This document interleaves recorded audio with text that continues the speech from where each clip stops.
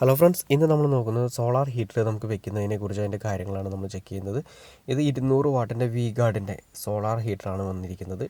അതിൻ്റെ സിസ്റ്റം കാര്യങ്ങളെല്ലാം ഉറപ്പിച്ചിരിക്കുന്ന രീതി നിങ്ങൾക്ക് കാണാൻ സാധിക്കും.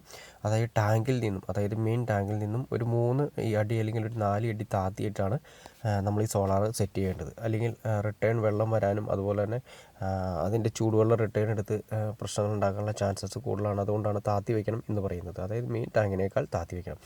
ഇനി ഇതിൻ്റെ ഇൻലെറ്റ് നമ്മളൊന്ന് നോക്കാം. അതിൻ്റെ കറക്റ്റായിട്ട് മാർക്ക് ചെയ്തിട്ടുണ്ടാവും ഇൻലെറ്റ് എന്ന് പറഞ്ഞാൽ നിങ്ങൾക്ക് കറക്റ്റ് താഴെയാണ് അതിൻ്റെ ഇൻലെറ്റ് മാറുന്നത്. പല മോഡലും പല സ്റ്റൈലാണ് വന്നിരിക്കുന്നത്.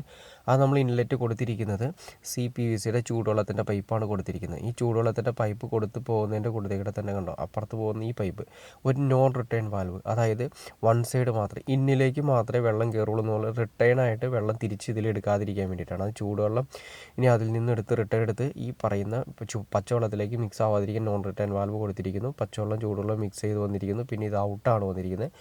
ഔട്ട് നമുക്ക് എങ്ങനെയാണ് കൊടുത്തിരിക്കുന്നതെന്ന് നോക്കാം. ഔട്ടും ഇതുപോലെ തന്നെ കണ്ടോ, ഔട്ട്ലെറ്റ് എന്ന് പറഞ്ഞ് സെപ്പറേറ്റ് മാർക്ക് ചെയ്തിട്ടുണ്ടാവും.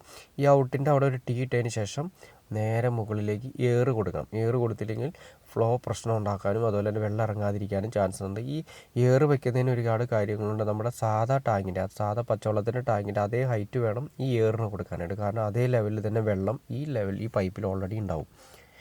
ഔട്ടിൻ്റെ CPVC പൈപ്പാണ് മസ്റ്റായിട്ട് നമ്മൾ ഇടണം. കാരണം ചൂടുവെള്ളത്തിൻ്റെ പൈപ്പ് ഇതും അതുപോലെ തന്നെ നോൺ റിട്ടേൺ വാൽവ് ഇട്ടിട്ടുണ്ട്. കാരണം റിട്ടേൺ അങ്ങോട്ടും ഇങ്ങോട്ടും പ്രശ്നങ്ങളൊന്നും ഇല്ലാതിരിക്കാൻ വേണ്ടി നോൺ റിട്ടേൺ വാൽവ് കൊടുത്തിട്ടുണ്ട്. ഈ നോൺ റിട്ടേൺ വാൽവ് ബ്രാസിൻ്റെ ആണ് കൊടുത്തിരിക്കുന്നത്. ബോൾ ടൈപ്പ് വരുന്നുണ്ട്. നമുക്ക് ഏത് വേണമെങ്കിലും യൂസ് ചെയ്യാം. ഔട്ട് വന്നിട്ട് നേരെ ഈ പറയുന്ന നമ്മൾ വീടുകളിൽ സോളാർ ചെയ്യാൻ ഉദ്ദേശിച്ചിരിക്കുന്ന സ്ഥലങ്ങളിലേക്ക് ഇത് പൈപ്പ് കാര്യങ്ങളൊക്കെ ചെയ്തിട്ട് അതിലേക്ക് ഡയറക്റ്റായിട്ട് കണക്ട് ചെയ്യും. ഇനി അതിന് വേണമെങ്കിൽ നമുക്കൊരു വാൽവ് വെച്ച് സെറ്റ് ചെയ്തിട്ടുണ്ട്. ആ വാൽവ് വെച്ച് സെറ്റ് ചെയ്ത് നമുക്ക് കൺട്രോൾ ചെയ്യാൻ സാധിക്കും.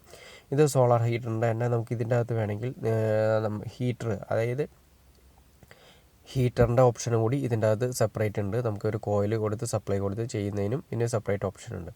നിങ്ങൾക്കിത് കാണാൻ സാധിക്കുന്നുണ്ട്. അതായത് ഇത് വെള്ളത്തിൻ്റെ മെയിൻ ടാങ്കാണ്. അതിനേക്കാൾ ഞാൻ നേരത്തെ പറഞ്ഞ പോലെ കണ്ടോ, താഴ്ത്തിയാണ് ചെയ്തിരിക്കുന്നത്. അങ്ങനെയായിരിക്കും സെറ്റ് ചെയ്യേണ്ടത്. പിന്നെ അതിൻ്റെ എയർ പൊക്കുന്ന സിസ്റ്റം നിങ്ങൾ നോക്കി അറിയാൻ പറ്റും.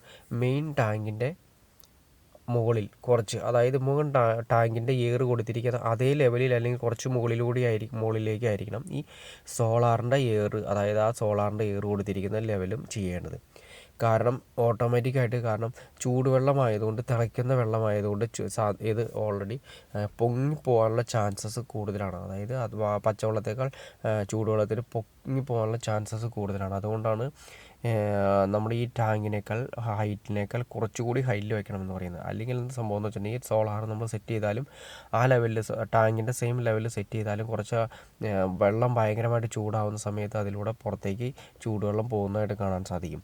അപ്പോൾ അത് ഒഴിവാക്കാൻ വേണ്ടിയിട്ടാണ് നമ്മൾ ടാങ്കിനേക്കാൾ കുറച്ചുകൂടി എയർ സിസ്റ്റം കുറച്ചുകൂടി ഹൈറ്റിലേക്ക് കൊടുക്കണം. ഓക്കെ ഫ്രണ്ട്സ്, നിങ്ങൾക്ക് ഈ വീഡിയോ ഉപകാരപ്പെട്ടെന്ന് ഞാൻ വിചാരിക്കുന്നു.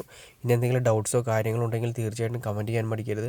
അതുപോലെ തന്നെ നിങ്ങൾക്ക് ഈ വീഡിയോ ഇഷ്ടപ്പെട്ടിട്ടുണ്ടെങ്കിൽ മറ്റുള്ളവർക്ക് ഷെയർ ചെയ്യാനും ലൈക്ക് ചെയ്യാനും മടിക്കരുത്. സബ്സ്ക്രൈബ് ചെയ്യാനും മടിക്കരുത്.